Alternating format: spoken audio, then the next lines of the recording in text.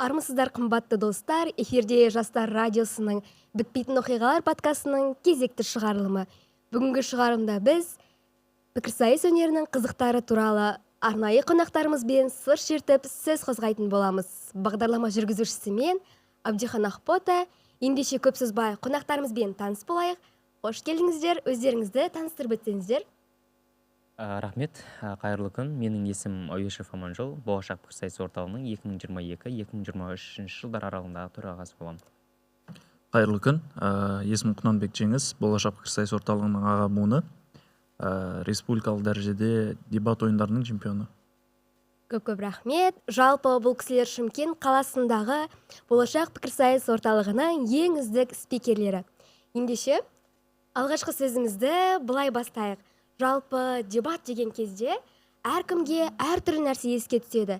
Бірі үшін дебат бұл орта, бірі үшін дамушы орта болатын болса, кейбіреулер үшін тіпті бәсеке алаңы болуы мүмкін.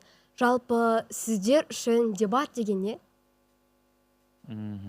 Дебат деген, біз осыған дейін жылда бірінші курстарды қабылдап аламыз, жыл сайын мектептермен жұмыс істейміз, оқушыларға әрдайым дебатты үйретеміз. И барлығынан сұрайтыны бір, бұл жер таласады, бәдіктер, сөз таластырады бұл жерде, тәртіп жоқ. Ондай емес. Дебат деген ең алғаш ол құрал, инструмент. Ол бізге өзіміздің ойымызды анық жеткізуге, өзіміздің ой саптауымызды дамытуға, логикалық, критикалық өзіміздің қабілеттеріміздің барлығын арттыруға көмектесетін құрал. Және идея алмасуға, идеяларды жаңадан ойлап табуға. Жалпы осындай нәрсенің барлығына өте үлкен көмектесетін құрал дебат. Ал былай оны қолдану біздің қазіргі студенттер болсын, қоғамдағы қолданулар, ол уже былай қалай айтсам болады. Көбіне ол уже орта деп айтуға болады. Әркім әртүрлі қабылдайды. Орта деп қабылдаған кезде олар уже дамуды ойлайды. Ал былай әр адам жеке дебатпен айналысу өте қатты күрделі. Ал бірақ бағана айтқандай функциялық қызметтері өз сондай дебат деген. Ал сіз үшін?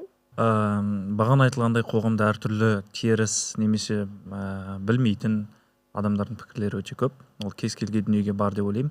Бірақ дәл қазір уақытта адамдардың түсініп соған жетіп жатқандығы, бағалап жатқан нәрсе ол қазіргі уақытта орта ғой енді.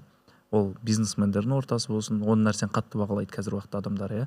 Адам үшін өз ортасын табу қаншалықты маңызды екендігін түсініп жатыр дәл қазір уақытта қоғам.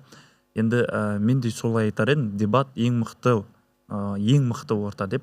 Өйткені неше түрлі ұрпақтар сабақтастығын, аға әпкелерді, іні қарындастарды, бағана айтылғандай оқушылармен бірге жұмыс жасаймыз, студенттер де бар, үйленген, отбасылы адамдар да бар. И осындай бір барлығына ортақ бір құндылықты құрастырып беріп, ең мықты дамушы, ауызбіршілігі өте мол, мықты орта құрастырып бере алған, ол жалғыз дебат деп ойлаймын. Негізі дебат ең алғаш қолданысқа енгізген президенттер ғой негізі. Ал президенттер үшін менің ойымша дебат деген егер солардан сұрайтын болғанымызда сұхбатта олар айтпайтын еді, орта деп айтпайтын еді олар. Олар бағанағыдай өзінің ойын жеткізуші, солай деп айтуға мүмкіндік бар еді. Ал бірақ енді біз студент болғандықтан, біз оқушы болғандықтан, біз жастар болғандықтан, ал біздің барлықтарымыз дебат біріктірді, ортамен біріктірді. Біз сондықтан көбінесе орта деп айтуға ұштастырамыз. Дұрыс айтасыздар. Жалпы енді қоғамда дебатқа деген көптеген көзқарастар қалыптасқан. Жалпы біз дебатқа келмей тұрып, тіпті ол туралы түрлі әңгіме естуіміз мүмкін. Енді сіздердің дебатқа келген алғашқы күндеріңіз естеріңізде ме? Жалпы достарыңыз ықпал етуі мүмкін кейбір таныстар, немесе жалпы дамушы орта өздеріңіз іздеп бардыңыздар ма? Осы бойынша. Мен ол күнді есімнен шығармаймын. Ол күндер, білмеймін, әлі күнге дейін бақытты күн или бақытсыз күн айыра алмаймын. Бірақ пайдалы күн деп есептесем болады. Дебатқа ең алғаш біз студент болып келген кезде карантин болып, ешқандай офлайн ештеңе ұйымдастырылмаған, агитация барлығы через телефон арқылы болды, содан кейін барып солай қосылдық біз жалпы. И дәл осылай зумда ойнадық дебаттарды алғаш рет. Оған басқа активист, дебатта жоқ активист адамдар солар маған ұсыныс жасап, үгіттеп, осындай ұйым бар, олар өте нық сөйлейді, олар өте осындай кәсіби адамдар, мен оларға әңгімелеріне сендім. Осылай жалғасып кетті? Дәл осылай. Жақсы. Ал сіздің алғашқы күніңіз қалай өтті? Бағана айтылғандай, дәл қазір уақытта Шымкент қаласында оқушылар арасында дебат қарқын дамыған. И сол Шымкент қаласында мектеп оқушыларының арасында дебат қозғалысының ең алғашқы бастамаларының біріміз. Мектеп жасымнан бастап, 10-шы сыныбынан бастап дебатпен айналысып келем. Енді ол кезде оқушы болдық, ештеңе қызық болған жоқ, даму маңызды болған жоқ. Тек қана қызық үшін, достар үшін жүре берген кезеңде сол бір жақын досымның ұсынысымен, қабылдауымен осындай бір дебатқа деген бастама алғам. Ал алғашында ешқандай да бір ынта немесе дебатқа деген қызығушылық мүлдем болған жоқ. Мүлдем андай өз дебат андай структура ғой. Адамның назарын аударта алмайды да, ол жылтырамайды, ол қызықтыра алмайды. Бірақ оның пайдасын ішіне келгеннен кейін ғана түсінеміз. Тура сондай дүние болды. Я ішіне келгеннен кейін ғана, көргеннен кейін ғана біз оның пайдасын алып жатырмыз қазір. Түсінікті. Жалпы енді бізде тағы да мынандай түсінік бар. Дебатқа келген кезде, егер алдыңда бір мақсатың болмаса, тек қызығушылықпен жүретін болсаң, онда сен дебатта аяғына дейін жүре алмайсың, немесе жалғастыра алмайсың дейді. Енді сіздер де дебатқа алғаш келген кезде алдарыңызда қандай мақсаттарыңыз болды? Оған жете алдыңыздар ма, әлде әлі сол қарқынмен келе жатырсыздар ма? Мен жалпы былай ғой, кез келген әскер генерал болуды армандамайтын әскер жоқ, жалпы айтқанда. Сол сияқты мен де арманым ол чемпион болу болды дебатқа келген соң. Андай бір ортада жүресің, мен просто жүргім келмеді ол жерде. Ақыры жүрмін ба, осы жерге уақытымды арнап жатырмын ба, чемпион болып кетейін деген ой болды. Осыған дейін 3 рет чемпион болдым республикалық дәрежеде. Бірақ білмеймін, бұл мақсаттар әлі күнге дейін мен андай қанағаттандырған жоқ, былайша айтқанда. Менде қазір енді дебатқа келгендегі мақсаттан қарағанда, дебаттан егер осыны орындасам кетем дейтін мақсаттар бар. Бұлар енді басқашалау деп айтуға болады. Мен ойлаған престижный өте үлкен турнирлер бар. Аманат кап мысалы деген сияқты өте үлкен турнирлер бар. Сол турнирден чемпион болу және біздің өңірімізде бұл әлі күнге дейін болмаған өте мықты жастардың барлығын қамтитын, Шымкенттің атын көрсететін, танытатын өте мықты турнир ұйымдастыру. Жақсы, мақсатыңызға жетуіңізге тілектеспіз. Енді сізде қандай мақсат болды? Енді дәл қазір уақытта мақсаттар өте көп. Бір мақсатқа жеткеннен кейін дальше одан да көп мақсаттар қойыла береді. Бірақ ең алғашында сол мектеп жасында бастаған кезде менімен бір бәсекелес болып жүрген бір кісімен, ол екеуміз бірге дебатты бастадық. Ол кісі дебатты бастағаннан кейін 1 айдың ішінде чемпион болады Шымкент қаласының. Сөйтіп, енді екеуміз бәсекелес болғаннан кейін менде қатты деген анағам қайтару керек, жетіп алуым керек деген бір іштей не болды. Сөйтіп, осы оқу жылының соңына дейін мен бір кубок алуым керек деген мақсат қойғам. Мектеп оқу жасында жеттім, чемпион болдым. Одан кейін студенттік лигаға келіп жалғастырып жатырмыз әлі уақытқа дейін. Енді былай айтар едім, дебаттағы мақсаттар жасыңа байланысты өзгере береді. Бакалавр студенттері кезінде кубок алу маңызды болса, бітіргеннен кейін шәкірт тәрбиелеу маңызды болып қалуы мүмкін. Оқушыларымызбен мақтанатын кездер болады өзімізде. Тура солай мақсаттар, армандар өте көп. Ал тем более дебатерлар ол нәрсені орындап жатыр и жете береді деген ойдамын. Менде де осы шәкірт дегенге байланысты менде бір мақсат бар. Мен бір қазір білім инновация лицейі бар. Мен сол жерде шәкірттерім бар, сол тәрбиелеп жатқан осы пікірсайысқа. Мен осы мектептен шығып кетуге мәжбүр болдым бір белгілі уақыт аралығында. Бірақ мен сонда да өзім барып қайтадан өтініш жасап, осы жерде жұмыс істейін, оқушыларымды талпыныстарын көріп, обал болмасын деп соңынан апаруға тырыстым. И қазір менің мақсатым бар, сол оқушыларды өте мықты университеттердің грантын жеңіп алатындай турнирлерде чемпион қылу дейтін мақсатым бар. Жақсы, керемет. Мақсаттарыңызға жетуге тілектеспіз. Ендеше тағы мынандай түсінік бар, жалпы дебатта қанша досың болса да, немесе қанша керемет орта тапсаң да, қанша білімді болып тұрсаң да, сайыстың аты сайыс, жеңіс те болады, жеңіліс те болады. Былай айтады ғой, орысша айтқанда, прям обидно болып қалған жағдайлар, немесе сынып қалған жағдайлар болды ма? Сол туралы айтсаңыздар. Жеңіс бастасын бұл жолы енді. Ондайлар өте көп негізінде. Ол андай деп ойлаймын негізінде. Адамдардың біздің өзіміздің ешқандай да үмітсіз бір қойып барған турнирлерге барған кездегі мақсатымызға байланысты үміттеніп қаламыз да. Орысша сөз бар ғой. твои ожидания, твои проблемы деген. Тура сондай нәрселер көп орындалады. Мына турнирді біз лайықпыз, жеңуге лайықпыз деген турнирларда мүлдем орын алмай қайтатын немесе іріктеуден шыға алмай қайтатын турнирлар болды. Ал бірақ бір жағынан ең жақсысы мүлде үміт артпаған турнирларда финалда отыру, чемпион болу бақыттары да бұйырып тұрады. Ондай кездер болады. Дебатта сыну, тайдыру немесе ондай көп ситуациялар. Бірақ айтарым, сынбау керек, ештеңесі жоқ. Бір бұйырмаған нәрсе келесі жолы бұйырады. Сондай оқиғалар естеріңізде ме? 2023 жылдың Сириус турнирында бакалавр студенттерінің арасында турнирда іріктеуден шықпай қалған кездер болды. Көп ондайлар еске түсіре берсек. Ең соңғы болған сол деп ойлаймын өзім. Түсінікті. Ал сізде? Қандай жағдай? Обидно. Так.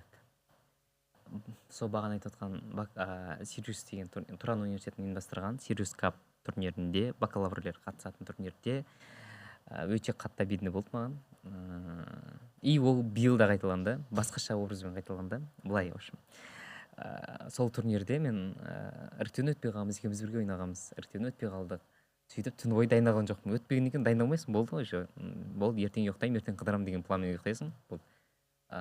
И азанда звондап ұйықтан оятып алады бір фракциялас. Жоқ, фракциялас ұйықтап қалған, бір іріктеуден өткен бір басқа бір фракцияның әріптесі ұйықтап қалғанда, и оған әріптес керек. Сөйтіп маған звондады бір жігіт, тараздық жігіт. Осындай мен жанымда жігіт ұйықтап қалды, орнына ойнап берші деп. Енді ана жерде негізі плей-оффқа өту арманым болып барған, үміттеніп барған жер ғой. Енді ол жерде мен прям орын алып қайтамыз деген турнир еді. Жарайды деп ойнадық, барып ойнап жатырмыз. Осыны ұтыламын. Өйткені менің артында бүкіл болашақ ұйымының барлығы қыдырамыз деп отыр, күтіп отыр, қашан ұтыласың. Қашан ұтыласың, қыдырамыз. Жалпы ұтылу үшін барады. Мен де негізі ұтылғым келіп тұр негізі. Маған дайындалмағаннан кейін қатты үміт қойған жоқпын одан кейін болды. Тем более мен жанымдағы адам тараздық қатты бір білмеймін енді. Тыңдап отқан болатын болса, қатты ол үшін қиналғым келіп отқан жоқ жалпы айтқанда. Бірақ ұтып жатырмыз. 1-8 раундын 2 рет ойнадық. Екеуін ұтып жатырмыз. 1-4 раунды болды. Оны 2 рет ойнадық. Оны ұттық. 1-2 уже полуфинал. Оны 2 полуфинал болады. Төменгі сеткі деген бар. Ол жерде 2 реттен болып тұрды раундтар. Сөйтіп 1-8-ден 2, 1-4 2, 1-2 2, 6 раунд. Кейін 2 финал ойнадық біз. Төменгі сеткеде іріктеу финал болады, одан кейін финал болады. Сол соңғы финалдан ұтылып қалдық та 4-ші орын алып қайтқан кезім болды. 4-ші орын и марапаттауға қала алмадым, өйткені машина келіп қалған. Қайту керек. Марапаттауға да қатыса алмадым. Сөйтіп хабарласып, не берді 4-ші орынға десем, андай бір салон красотыға 20 мың теңгеге сертификат беріпті. Дедім, рахмет, дедім, сөйтіп қайттық, сағымыз сынып. И сол биыл уже более серьезный лау болды. Біз іріктеуден шықтым. Элда 1-2 деген раунд бар. Ол жерге шығасың, полуфиналға шығасың, ұтыласың, ештеңе алмайсың. И АПФ-те де дәл осылай. Ал егер сол 1-2-де Элдадан ұтатын болсаң, 1-2 алып қайтасың. Жүлде бар, Ал АПФ-те 1-4-тен қайттым. Ал 1-2-ге шыққанымда сол жерде, онда бірде үміт бар еді, ол жерден де 1-2 алып қайтамын. Ең қиын сол. Ең андай ауыр раундтардан қайттым. 1-4-пен 1-2-ден ұшып кету деген өте қиын нәрсе болады. Жалпы түсінікті. Енді келесі сұрағымызды қойсақ, енді мынандай нәрсе бар. Осылай сынып қалған кездерде адамдар не істеу керек? Кейбір адамдар, мысалы, перваштарда көп болатын дүние ғой. Сынып қалады, и болды, мен дебат тастаймын, бұл менікі емес деп кетіп қалатындар болады ғой. И оларға не айта аласыздар? Мен әрдайым айтамын. Дебат сенікі емес па? Шығып кете сал. Шығып кету керек, шығып кете сал. Сенікі емес ортаға уақытыңды арнап, энергияңды арнап, сен танымайтын басқа бір, мен төраға болған кезімде айтатын едім оны. Аманжол дейтін сенің өміріңге вообще қатысы жоқ адамнан ұрыс естіп отырудың не қажеті бар сендер үшін. Одан да шығып кетіңдер, өздеріңе пайдалы бір іс-әрекетпен айналысыңдар. Ол негізі біз үшін менің ойымша уақыт пен энергия ең үлкен ресурс. Біз ол нәрсені барынша андай ақылды түрде пайдалануымыз керек. Сол сияқты мен соларға сөйтіп айтатынмын. Кете салыңдар. Ал егер олар андай білмеймін, қинап жүрген болса, не кеткісін білмейді, не келетінін білмейді, онда жағдаяттың өзі көрсетеді саған. Сен сабаққа барғың келе ма? Сабақ бар, сенде дебат бар. Сабаққа бөліп барғың келе ма? Бопты, сабағыңа бара бер. Дебат сенде 2-ші орында жүр. Кейін достарың шақырады. Осындай жерге барып қыдырып қайтайық. екеуін сен таңдау қойып жатсың, достарыңа барғың келе ма, онда дебат тағы да төмен түседі. Төменге түскен сайын ол саған керек емес. түсінікті. Ал сіздің ойыңызша? Негізінде меніңше андай жас буындар уже дебатқа деген қызығушылықпен ынтамен келіп алғашқы турнирларын ұтылып, ол жас буындарға ғана қатысты емес, жалпылама үміт артқан, бағана айтылғандай үміт артқан турнирлардың барлығына ұтылу, ол былай айтар едім, дұрыс мақсат қойылу керек, бірақ неудачаларды нормально қабылдау керек. Адам қалағаннан кейін өмірде біз қалаған нәрсем барлығы бола бермейді, иә.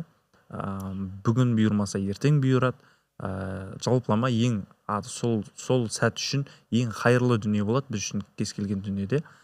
Сол үшін өзіңді ғана кінәлау керек. А вот жастарда, перваштарда, жас буындарда болатын үлкен қателіктердің бірі, олар сынып қалса да, ұтылып қалса да, олар мейлінше кінәні өзінен іздегісі келмейді да. Олар әріптесінен іздегісі келеді, олар турнирдан іздегісі, иә. Сен оған айтасың барып, сен осындай кінәң бар, ой саған қабылдай алмайды. Төрешімен жақтырмайды деген. Айтатыным, өздеріңізден көріңіздер, любой нәрсені өзден көру керек. Еңбектен, дайындықтан, басқа нәрселерден. Дұрыс, ол кісінің айтқандай болсын, иә. Төрешінің әділетсіздігімен ұшып кетсе де өзінен көру керек. Өйткені солай тынышырақ қой негізінде. Өзіңнен көру ең тынышы ғой. Өзіңе де сылтау айта аласың, өзіңді де ақтап шыға алатын вариант бар да, төрешіні ақтай алмайсың. Сол үшін кейде оның да зияны бар. Мынандай жағдайлар болады. Төрешінің кесірінен ұтылып қалған кездері турнирден рахаттанып қайтасың. Иә, бүкіл нәрсеге төреші кінәлі. Менің кінәм жоқ, мен ұтып болғам. Төрешіге жабасың да рахаттанып қайтасың. Ал если өзіңнен көресің, кей турнирлерде ұтылып қаласың, бірақ өзіңнен көресің. Ана жерде болды, настроение нөл. Турнир біткенге кейін настроение нөл. Ертесі күнде болды же. Кешегі анау болмады анау. Бүкіл менің шәкірттерім бәрінің көзінше ұтылдым. Ананы қабылдау ол бөлек болады. Сен ақыл айтатын адамдардың бәрі үстіне күліп жатқан кезде, иә. Түсінікті. Енді тағы мынандай дүниелер бар ғой. Отбасыларыңыздың осы дебатқа қатысуға, немесе дебатқа келген кездегі және қазіргі көзқарастары қандай? Көптеген адамдар қарсы болып жатады, мысалы. Осы бойынша. Әдеттегідей, барлық дебатердің басында болғандай, менің де ата-анам қарсы болған. Не қыласың, уақытыңды арнап деген сияқты. Өйткені мен ауылда болам, ауылда туғам, ата-анам өлімнен кейін ауылда тұрады. Мен әр апта сайын ауылға барып, көмектесіп оларға жанында болып, жалпы солай жасауым керек, мен оны өзім білемін, бірақ уақытымды дебатқа арнаймын көп жағдайда. Сондықтан олар ренжиді. Келіп тұрсай, көрісейік деген сияқты. Мен бірақ сол білесіздер, дебат десе болды уже. Суббота, воскресенье, сенбі жексенбі күндер бос емес барлығымызды бірдей. Өйткені пікірсайыстың кез келген іс-шаралардың барлығы осы 2 күнге жоспарланады. Сондай сияқты ғой, демалыс уақытымызға жоспарланады. Ата-анам содан кейін қарсы болды, бірақ одан кейін чемпион бола бастадық, сәл дәм тұзын үйдегілер де сезе бастады. Өз отбасы дейтін группаларға фотолар кете бастады, кубокпен түскен, әкіммен түскен.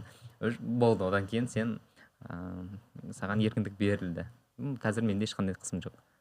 Жақсы, ал сізде қандай болды? Иә, кез келген нәрседе бар деп ойлаймын. Негізі ата-аналардың кез келген бастамада қарсы болып бастайды. Одан кейін результат көрсетіп бастағаннан кейін енді дұрыс қой, кісілердікі уайым бар, балам не істеп жүр деген сияқты.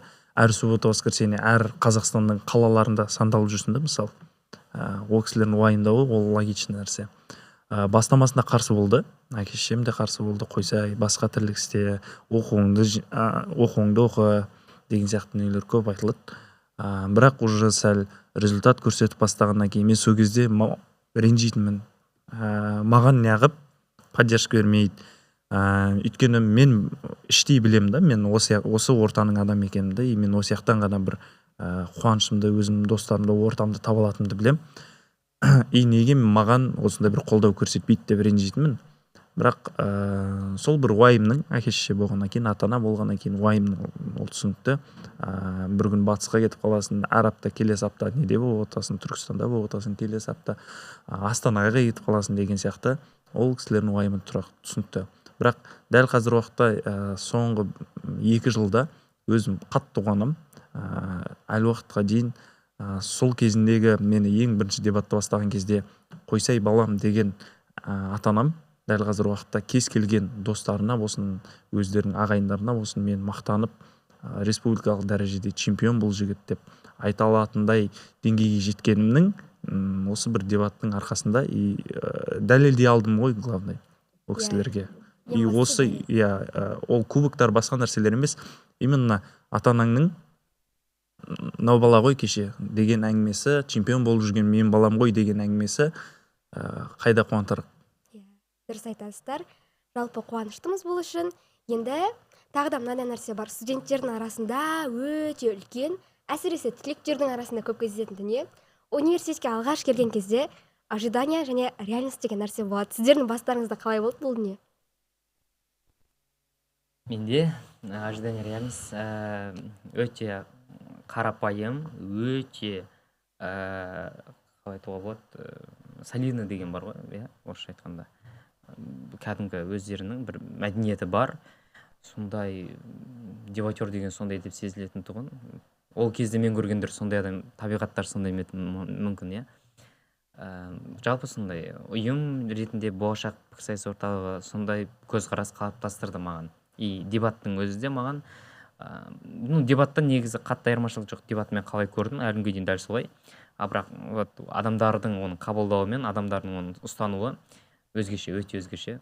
Олар сырт көзге сондай болып көрінеді екен. Сырт көзге олар ақылды көрінеді екен. Олар сырт көзге мәдениетті көрінеді екен. Спикерлер сырт көзге тартымды көрінеді екен. Дебатер десе керемет болып көзге түседі. Бірақ арасында жүрсең басқаша болады. Арасында жүрсең бәрі кәдімгі өзіміз секілді адамдар. Ал сізде қалай болды? Бағана айтылғандай, мектебімізге келіп, мен мектебіме келіп, көрсетілім ойын көрсетіп, әпке буындарымыз. Мен сол кезде таң қалдым. Ойбай, мына кісілер деген ой болды ғой. Бірден көргеннен кейін дәл қазір уақытта білімсіздік қой енді ол кезде де. Бәдіктік деп ойладым, басқа деп ойладым. Мен наған кірсем, ап қоям ғой любойын деген ойлар любой адамда болады деп ойлаймын негізі. Кез келген дебатерімді ұтып қоям ғой дейтін көшедегі балдар бар ғой. Сондай сияқты ой болды. Одан кейін сәл ортасына көрген кезде андай деп ойлаймын. Дебатерлар өздерін бір сырт көзге солай ұстағаны күшті негізінде ше. Байлар сияқты ғой, короче. Байлар сияқты ғой, тура солай өздерін бір имидж қалды. Өйткені ол кезде именно сырт көзге қалай көрініп жатыр, ол андай ғой. Білмейтін адамдар үшін жалпы дебатер деген ұғымға сәйкес келіп тұрған бір имидж болып тұрған адамда ол негізінде ше. Біреу лас жүретін болса деп ойламау үшін ол нормально деп ойлаймын. Бірақ любой кез келген дүниеге ішіне кіріп араласатын болсаң, танитын болсаң, адамның дүниесіне араласатын болсаң, жақындары ашылады. Кез келген адам ол қарапайым өзіміз сияқты адамдар болып шығады кез келген жерде. Байлармен де сондай ғой. Миллиард тауып жүрген адам болса да сәл жақын аралассаң, қарапайым адам өзіміз сияқты тура сондай. Атак қоғамдағы қазіргі уақыттағы көзқарастарды мейлінше бұзуға тырысып жатырмыз деп ойлаймын. Соның арқасында өзімізді дұрыс ұстап, солидно ұстап, дұрыс сөйлеп, осындай нәрселермен қоғамдағы дәл қазір уақытта бұлар бәдіктер деген көзқарастарды мейлінше бұзып жатыр осы көзқарас. Түсінікті, рахмет. Енді тағы да мынандай нәрселер бар. Дебатта жүргеннен кейін көп жерлерге барасың, көп турнир көресің. Енді дебаттағы ең қызықты қандай оқиғалар естеріңізде? Жалпы орысша айтқанда бір приключениеге толы болған оқиғалар бар ма? Осы бойынша. Ондайлар екеумізде көп басқа.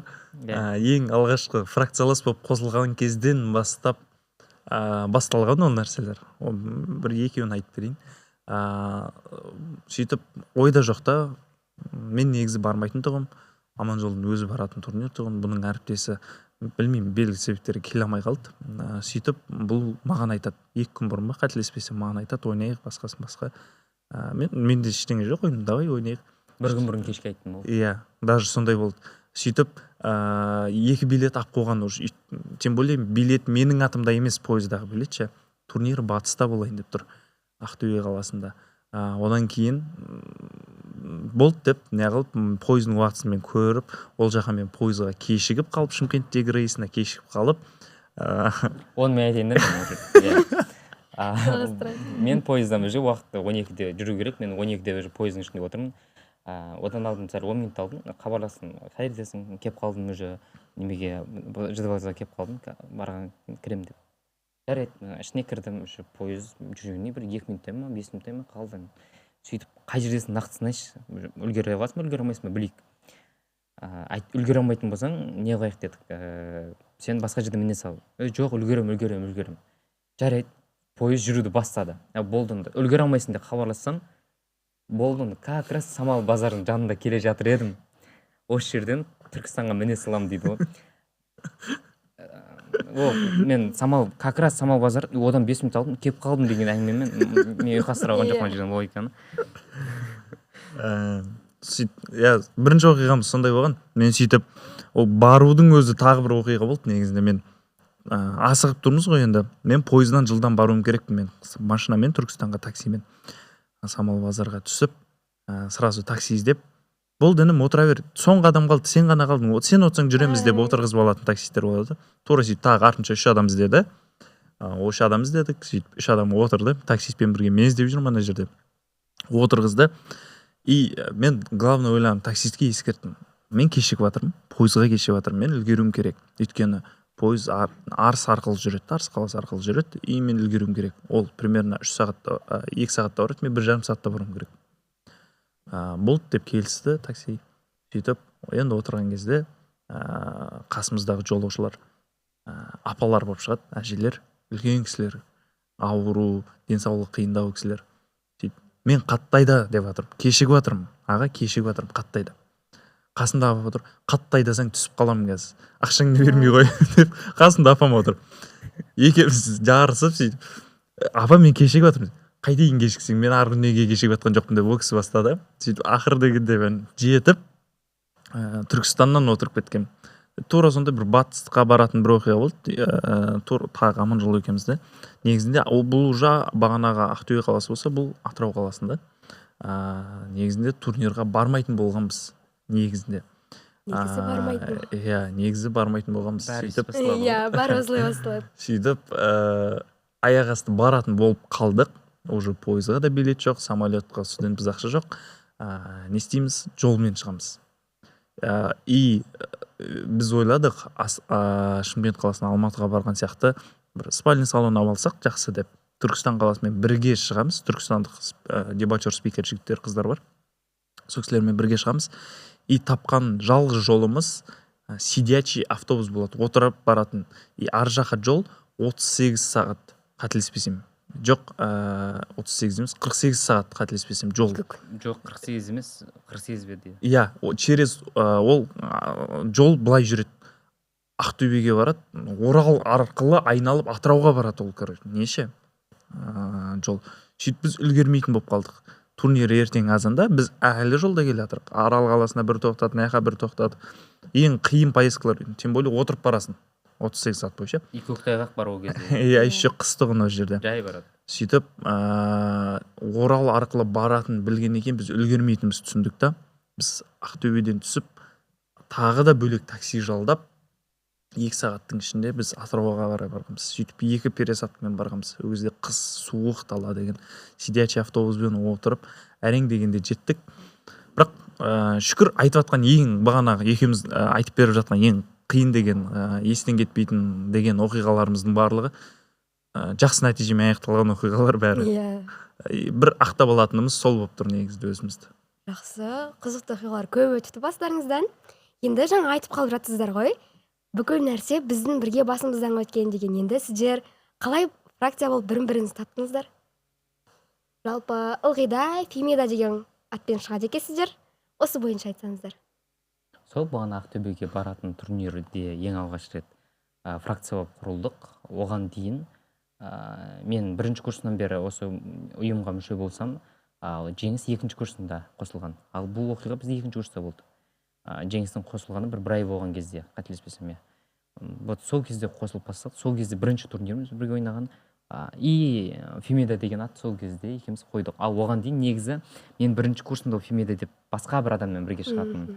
Ол жігіт менімен ойнағаннан кейін ба, білмеймін, дебаттан шығып кетті. Фемида деген фракцияның атаудың мағынасына келейік. Фемида деген жалпы Фемида Ақтөбе дейтін квен командалар бар, оны білеміз жалпы. Ал негізі Фемида деген гректердің әділдік құдайы. гректердің мифологиясында. Ал бірақ біз негізі маған атау ұнады, әділдік деген сөздің өзі ұнады. Бірақ әділдік құдай деген жер бүйтіп ойлап сәл иә қайталау да. андай қосқандай болмаймыз ба деп ше. біздің Иә. қазақтарға менталитетке сәйкес келмейді деп ойладық. Құдайға сыңар қосқандай болдық па деп ше. Солай ойладық. И одан кейін жоқ, өзіміздің қабылдауымызға байланысты ғой. Әділдіктің құдай емес, давай әділдіктің символы болсын, әділдіктің символы болады. Кез келген турнирде хотя бір әділдік болсын деген ниетпен Фемида деп қойдық. Жақсы ойластырылыпты есімдеріңізде. Ендеше келесі нәрсе, жалпы мынандай дүниелер де болады ғой, турнирге барған кезде көбінесе форс-мажор ситуациялар көп болады да, и әсіресе ол турнирді ұйымдастыру кезінде де, тіпті турнирге қатысқан кезде де. Сіздердің бастарыңыздан қандай осындай ситуация өткен? Біз екі рет болашаққа республикалық турнир ұйымдастырдық. Одан кейін екі рет махаббатқа толы жаз деп аталатын республикалық тауда өтілетін, демалып өтілетін кәдімгі сондай турнир ұйымдастырған болатынбыз. Негізі кәдімгі болашақ кап дейтін турнир ол қатты бір қызыққа толы деп айтуға келмейді, тек қиындыққа толы деп айтуға келеді менің ойымша. Ал махаббатқа толы жаз ол енді қызық аты айтып тұрғандай барлығы қыз бен жігіт болып тіркеледі, ойнайды бірге. И ол турнир олар жарна төлеп қатысып, бірінші күн турнир, екінші күн тауда демалыс аймақтарында өткізеді. Сол турнирлерді біз қызық қылып өткізуге тырысамыз әрдайым. Вот біздегі барлық қызық турнирлер негізі осы деп айтуға болады. Ол біргілікте әсіресе, екі рет өткіздік, екеуінде де біргілікте өтті. Ол жерде демалыс аймағы барып аралайтын жерлері бар, одан бөлек ұйымдастырылатын ойындар бар.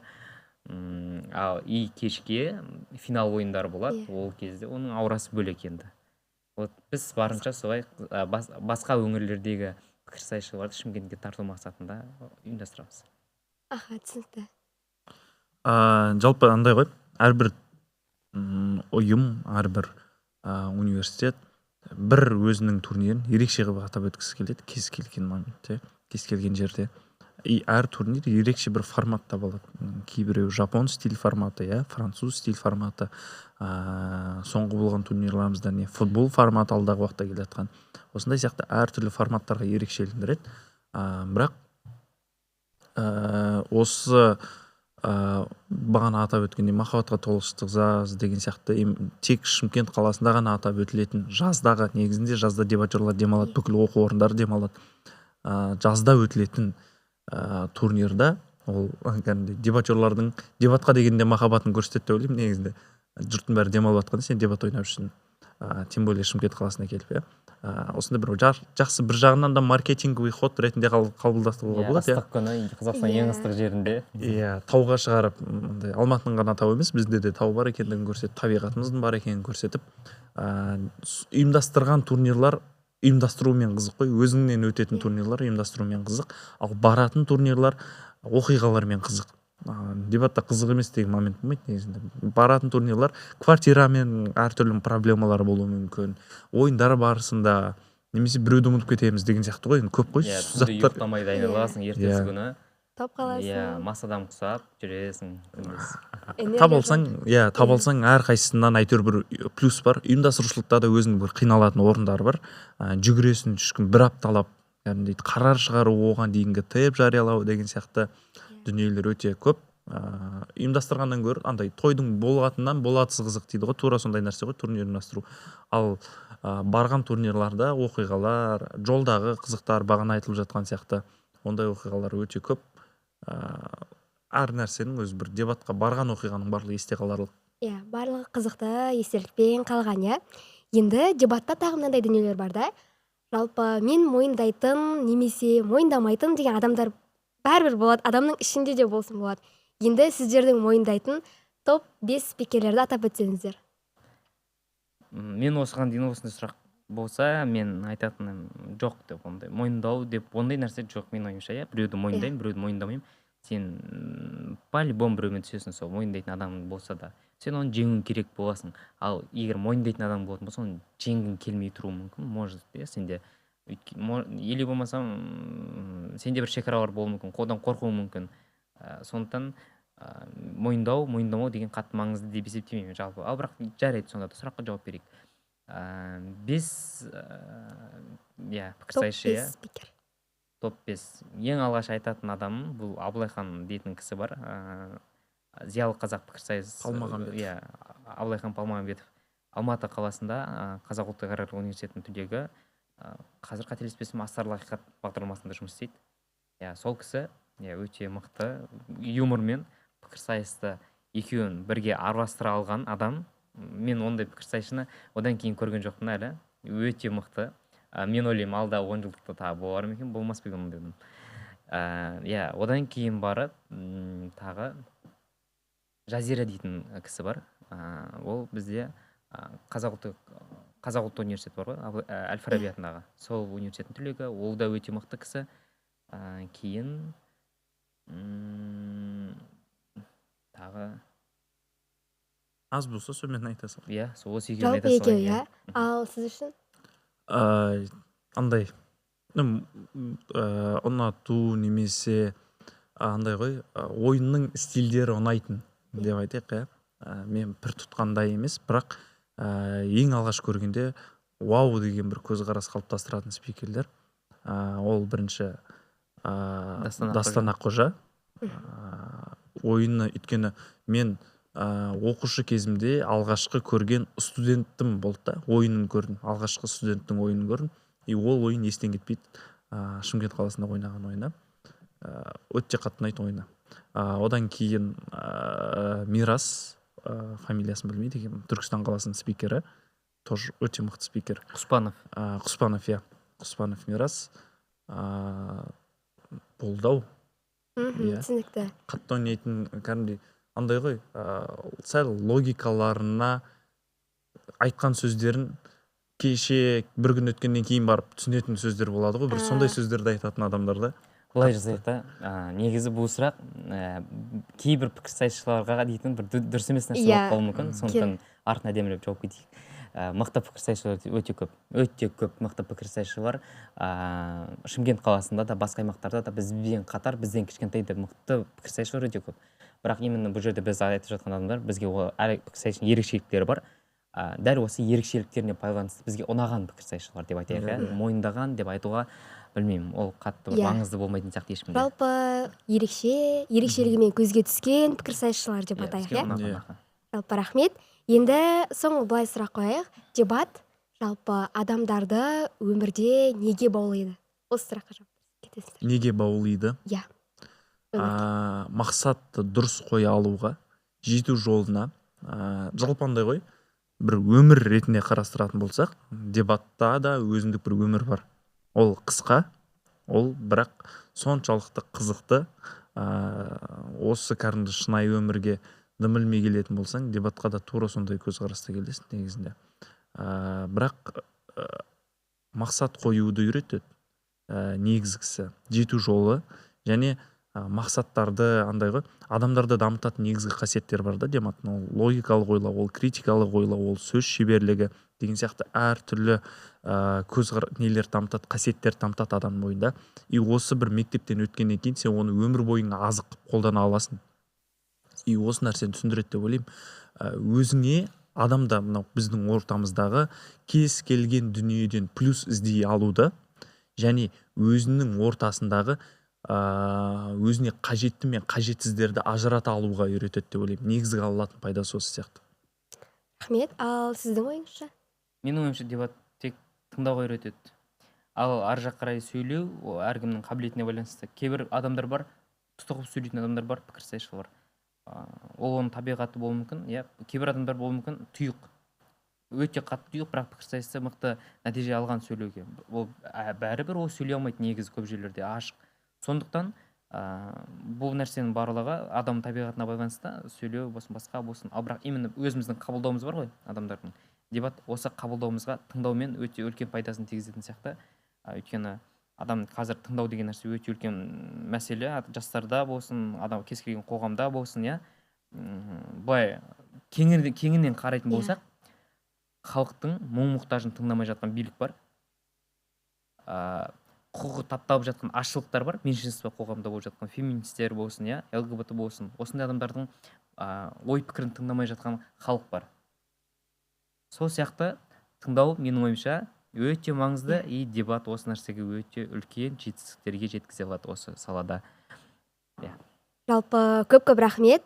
Жалпы дебат мүмкіндіктер мекені. Көптеген адамдарға мүмкіндіктер бере алады.